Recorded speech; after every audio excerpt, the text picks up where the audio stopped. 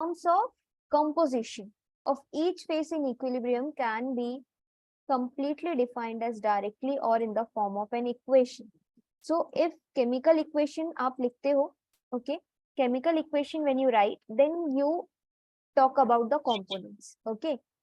So requirement is छोटा सा छोटा नंबर आपको मिले, ठीक है. छोटे से छोटे नंबर की जब हम बात करते हैं तब हम बात करते हैं कंपोनेंट्स की.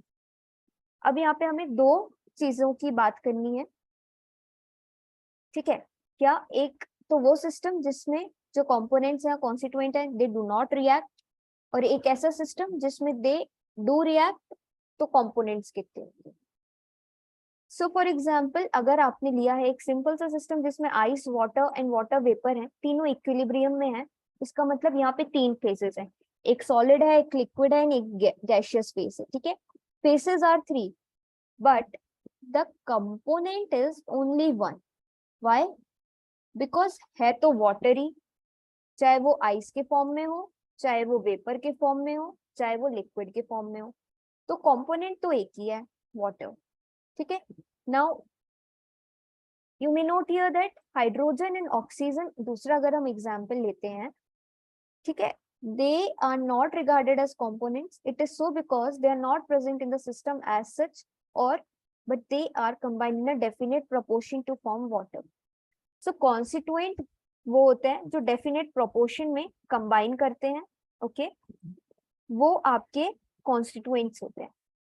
अब आपको जैसे मैंने ये तीन चीजें थी जो इक्विलिब्रियम में थी उसका एग्जांपल दिया कि water, water vapour and ice अगर इक्विलिब्रियम में है, तो यहाँ पे कंपोनेंट तो एक ही हमें कंसीडर करना पड़ेगा, स्मॉलेस्ट नंबर हमें कंसीडर करना है किसी भी सिंपलेस्ट सिस्टम के लिए, और हम यहाँ पे एक ही कंसीडर करेंगे इसलिए क्योंकि वाटर की ही बात हो रही है, ठीक है. नाउ सिस्टम अगर दूसरा लेते हैं, शुगर एंड वाटर, तो यहाँ पे दो पॉसिबिलिटीज आती हैं. फर्स्ट क्या, अगर ये अनसेचुरेटेड है, मतलब अभी इसमें टेंडेंसी और मिक्स करने की, तो अभी ये होमोजीनियस सिस्टम कहलाएगा, तो इसमें सिर्फ और सिर्फ एक ही फेस होगा. बट अगर अनसेचुरेटेड सोल्यूशन हो जाता है, then two components and two phases यहाँ आ जाते हैं, क्या, शुगर एंड वाटर. तो हमें यहाँ पे दोनों को स्पेसिफाई करना पड़ेगा और इसका कॉम्पोजिशन या कंपोनेंट्स यहाँ पे दो हो जाएंगे, one is sugar and other is water. कब? अगर हेट्रोजीनियस या फिर saturated solution. Now secondly, if the amount of sugar in the system is more than its solubility in a given amount of water, वही चीज मैंने आपको बोली, अगर हेट्रोजीनियस सिस्टम है तो जितनी चीजें प्रेजेंट होंगी उतने कंपोनेंट्स हो जाएंगे, ठीक है. Here again we need only two components to specify the composition of each phase, either the aqueous phase or the solid phase. You need sugar, okay, or the water. So it is a two component system. In general, we say that in systems where constituents do not react, the components is equal to the constituents. अगर वो system जिसमें की reaction नहीं हो रही है, individually present है, तो कंपोनेंट्स एंड कॉन्स्टिट्यूएंट्स बराबर होंगे. कॉन्स्टिट्यूएंट्स में we specify the amount. Now the system in which it undergoes chemical reaction. So अगर chemical reaction होती है तो फॉर्मूला आता है ये. Now components आपको मिलेंगे C dash minus R. C dash is the number of components of the constituent and R are the reactants या reactions जितनी हो रही है, okay. So अगर आप कैल्शियम कार्बोनेट का एग्जांपल लेते हो तो कैल्शियम कार्बोनेट डिकम्पोज हो रहा है कैल्शियम ऑक्साइड में और CO2. Now there are three components of the constituent. One is this calcium carbonate, carbon dioxide other, calcium oxide other. They are in equilibrium with each other. However, all these are not taken as components. Why? As they are not mutually independent. Let's see why. यहाँ पे एक restriction आता है. क्या restriction आता है? The restriction on their concentration to be varied independently. There is one restriction on their concentration to be varied independently. This restriction happens to be in the equilibrium constant, because of which we specify the concentration of any of the two constituent. Why? Because अगर ये तीनों चीजें equilibrium में है, मतलब जितना product बन रहा है उतना ही प्रोडक्ट इसमें भी कन्वर्ट हो रहा है, तो अगर आप किसी, मान लो आपने इनिशियली ये 0 0 थे, तब ये 1 बना, ये 1 बना, तो ऑटोमेटिकली CO2 का amount you can define by the equilibrium constant. So you have to consider here as it is a two component system. Okay, now why two component? See, number of components 3 minus 1. 1 why? क्योंकि यहाँ पे एक restriction है, restriction is of concentration, कि आप अगर 2 का निकाल लोगे तो आपको तीसरे का ऑटोमेटिकली मिल जाएगा. So you are जो आप माइनस कर रहे हो यहाँ पे, you are deducting the value of the restriction, जो आपको restriction value है यहाँ आपकी. It can be temperature, it can be pressure, temperature, concentration, कुछ भी हो सकता है. ठीक है, इससे आपको क्या मिल रहा है, यहाँ पे मिल रहा है कि it is a two component system. Okay, now another example is this. If you take ammonium chloride and the sublimation हो रहा है, sublimation means solid directly converting into the gas, then यहाँ पे क्या हो रहा है, we know that on sublimation ammonium chloride decompose होगा अमोनिया में और HCl गैस रिलीज होगी. ये दोनों gaseous है and this is solid. In this case also there are three constituent, okay, या three components. One is solid, two gases, one is ammonia gas and HCl gas. Now again here it is a one component system. Why? Because यहाँ पे दो restrictions हैं. दो restrictions क्या हैं?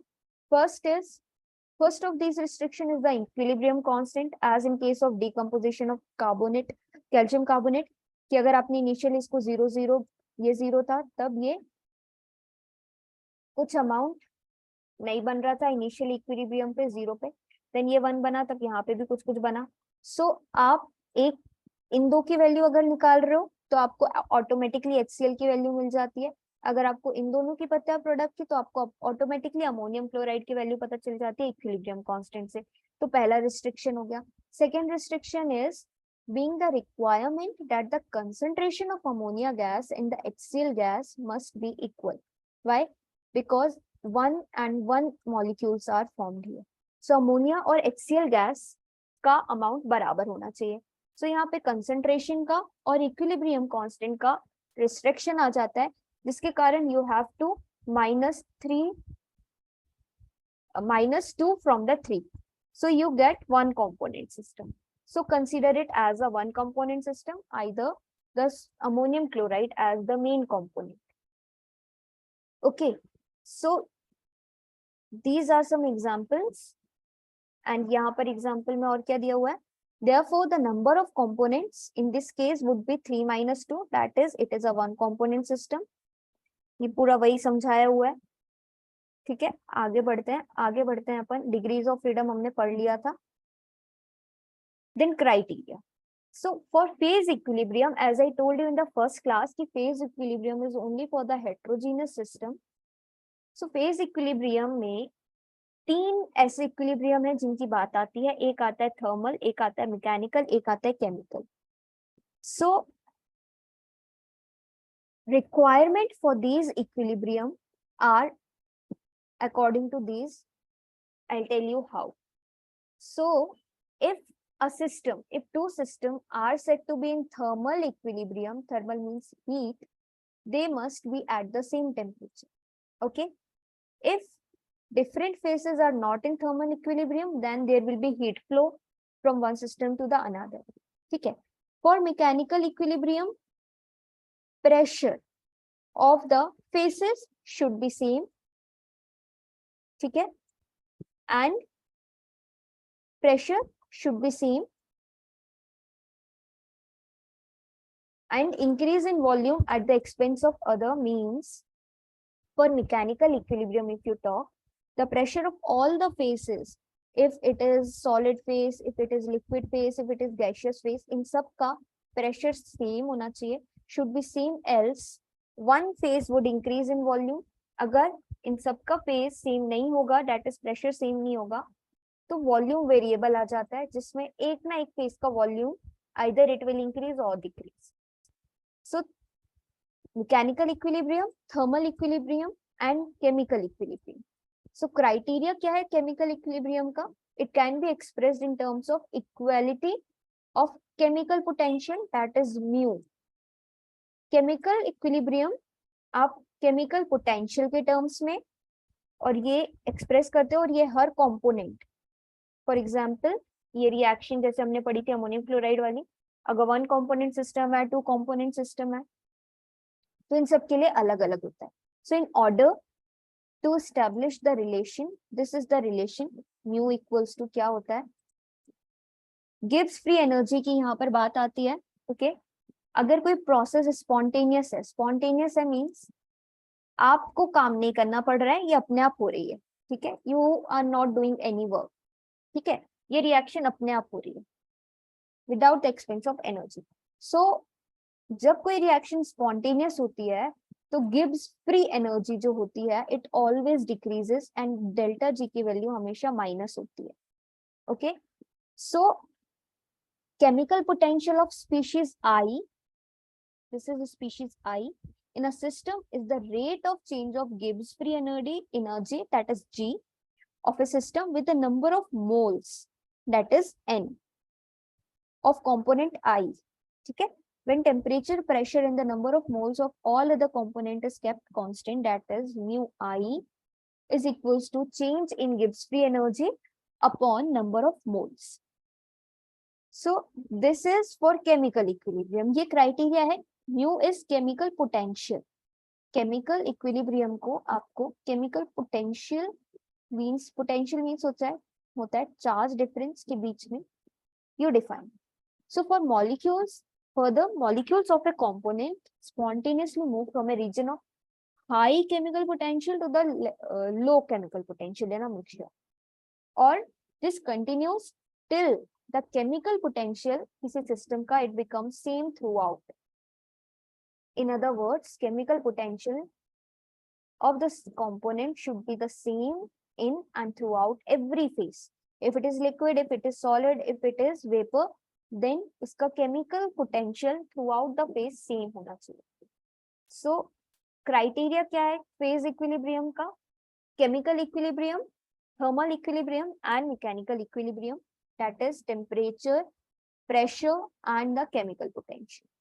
Okay, so we can conclude that for a heterogeneous system at a constant pressure and temperature, for phase equilibrium is that chemical potential of all the components is same throughout the phase. ठीक है, so ये था criteria. अभी हम देखते हैं phase rule, जो कि बहुत इंपॉर्टेंट है इस यूनिट में, बहुत ही इंपॉर्टेंट है. फेज रूल ही आता है और हमने फेज रूल की तीनों चीजों को अच्छे से पढ़ा है, एक तो फेज को, एक डिग्रीज ऑफ फ्रीडम को और एक कंपोनेंट्स को. ठीक है, सो फेज रूल गिब्स ने दिया था. गिब्स रूल या गिब्स फेज रूल इसको कहते हैं, या फेज रूल बस कहते हैं. सो फेज रूल की डेफिनेशन क्या है? If in the equilibrium, if the equilibrium of heterogeneous system is not affected by electrical or the magnetic forces or by the gravity, then degree of freedom, that is F, C the components, P the phases, are connected by means of the equation this. So F equals to C minus P plus 2. Now F is degrees of freedom. So when you will study the phase diagrams, then आपको हर एक step में phase rule apply करके अलग अलग values निकालनी पड़ती है, either the degree of freedom और द फेसेस और द कंपोनेंट्स यूज करके फेज रूल को. ठीक है, so it is important to note that the validity of phase rule is not dependent on any atomic model और the structure.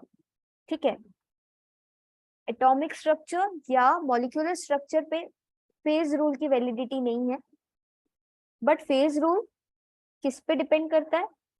एक और इसका डिसएडवांटेज ये है फेज रूल का कि it does not give the quantitative information, like कि quantity कितनी है, अमाउंट कितना है, इस फेज रूल से हम कैलकुलेट नहीं कर सकते.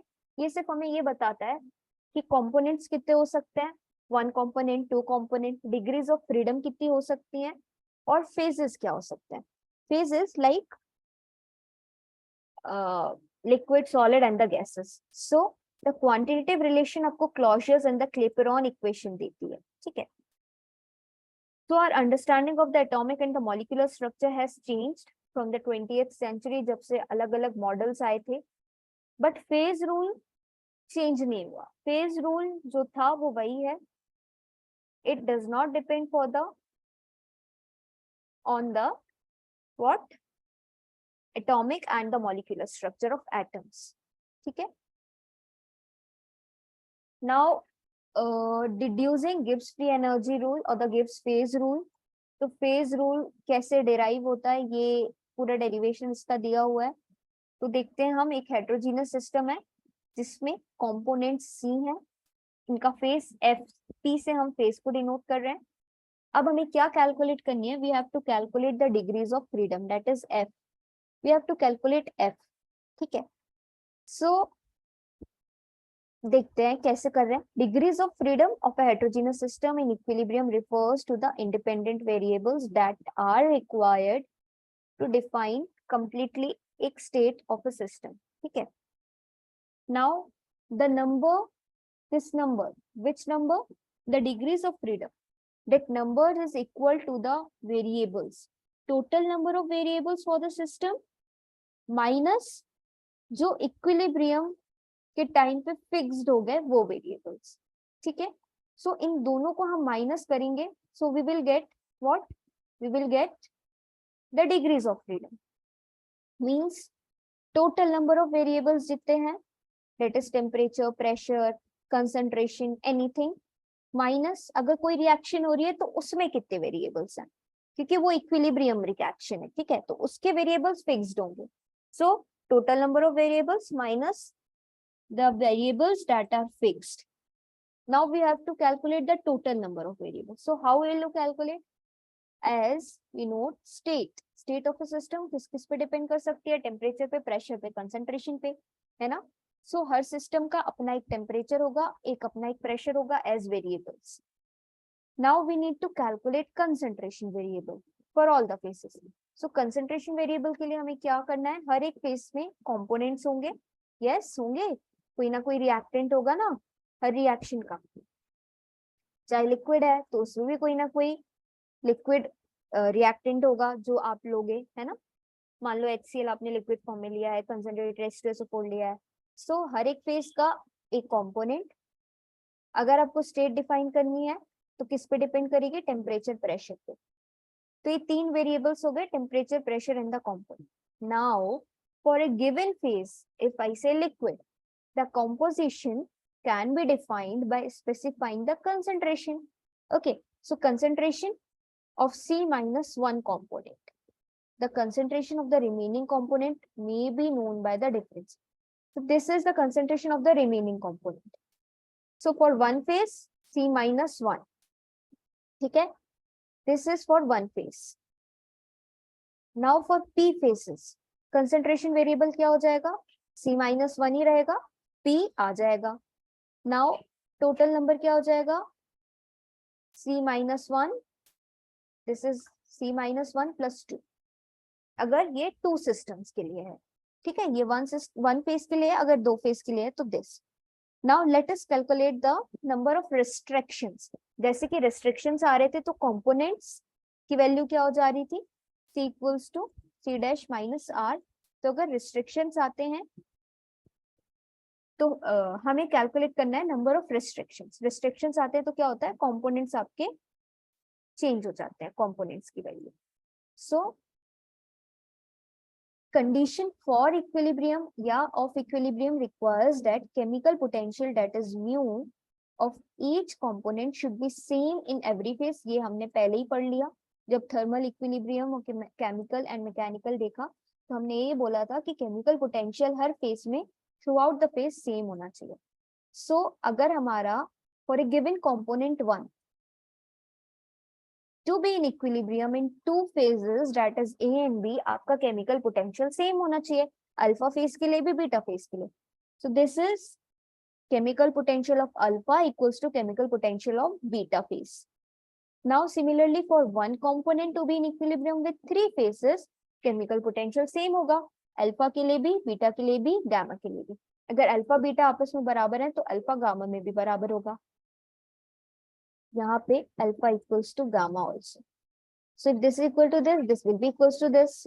Again alpha will be equals to gamma, beta will be equals to gamma. Okay. So ये तीनों फेस अगर होंगे तो ये तीनों आपस में बराबर होंगे. Now, so we saw that equilibrium of a given component between the two phases puts one restriction, and for three phases we have two restrictions. Therefore, for p phases we would be having p minus 1 restriction. ठीक है, एक phase के लिए एक restriction था, दो phase ठीक है, दो फेसेस के लिए हमारे पास आपका एक ही रिस्ट्रिक्शन था, आइदर द अल्फा और द बीटा.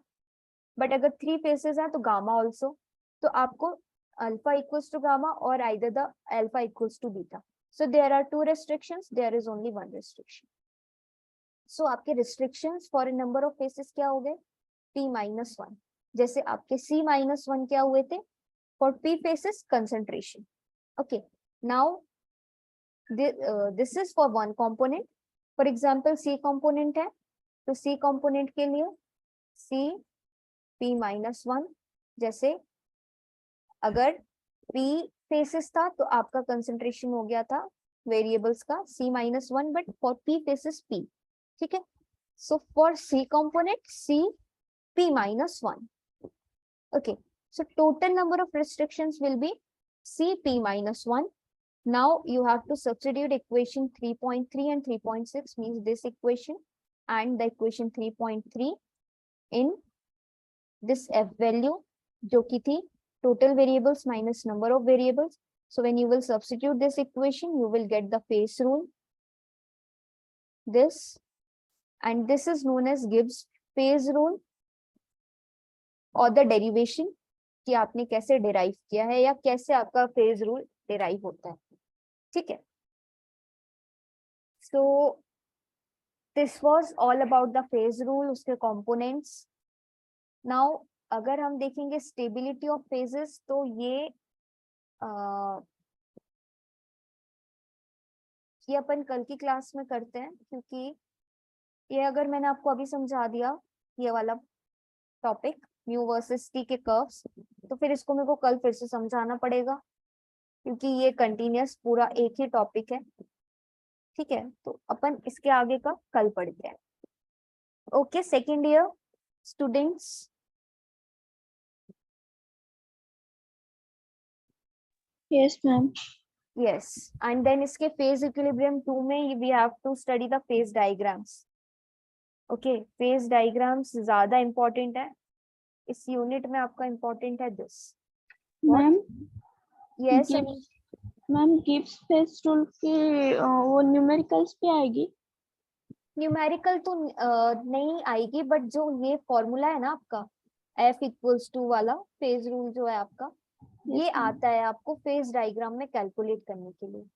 ठीक है, तो जब अपन फेज डायग्राम्स पढ़ेंगे ना इस यूनिट के बाद, तब मैं आपको बता दूंगी कि जैसे आप वाटर फिनॉल का पढ़ रहे हो फेज डायग्राम, या किसी और सिस्टम का पढ़ रहे हो, सिल्वर और अनदर कंपोनेंट का पढ़ रहे हो, तो उसमें आपको जो हर एक कर्व होता है ना, आपको उसको एक्सप्लेन करना पड़ता है.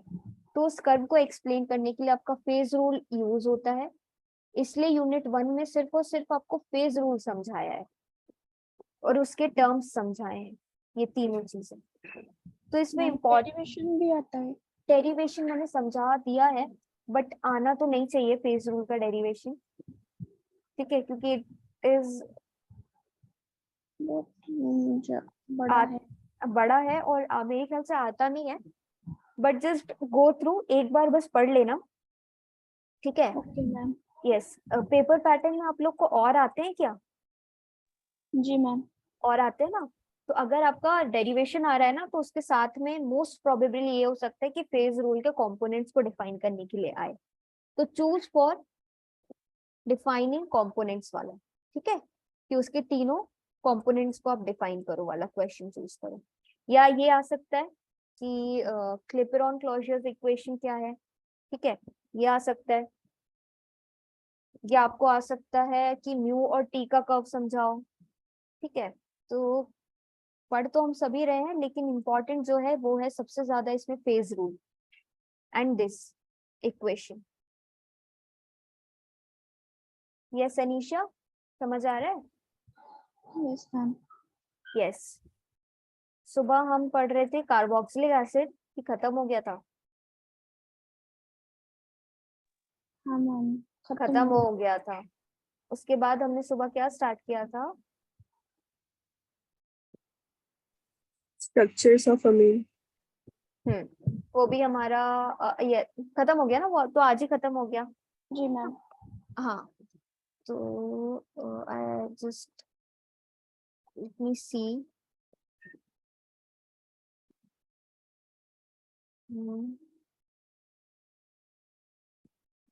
Carbohydrate 1, that is monosaccharides. We should start, I think so.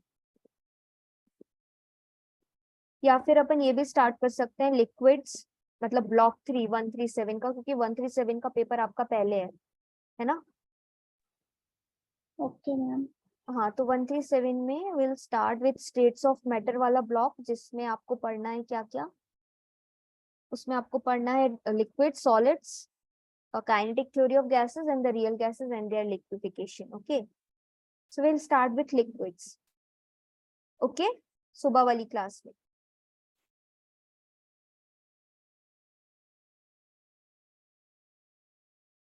Okay, second year.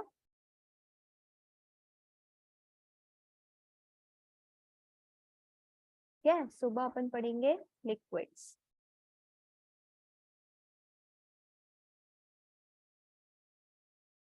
बाकी जो होता जा रहा है उसको पढ़ते जाओ, जिसका पेपर जैसे जैसी डेट्स में है, ठीक है? 6 जून का, 8 जून का, 13 जून का एंड 28 जून का। ओके, तो जो होता मैम, जा वो yes, वाले नोट्स जो अपने हाँ सर। यार मैं भूल जाती हूँ बार बार, मैं अब भी भेजती हूँ, अब भी भेजती हूँ, रुक जाओ, ठीक है?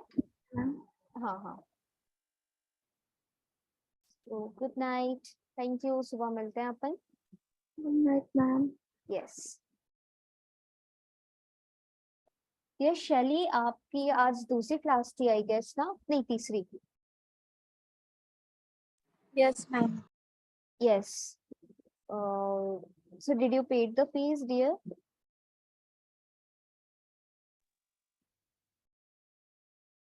Yes, Shelly, Yes, ma'am. did you paid the fees?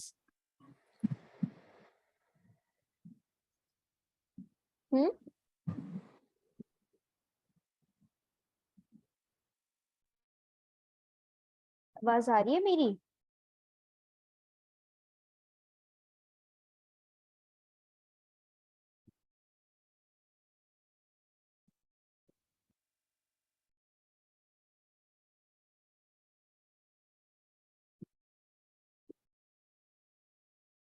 Chat box में देखो।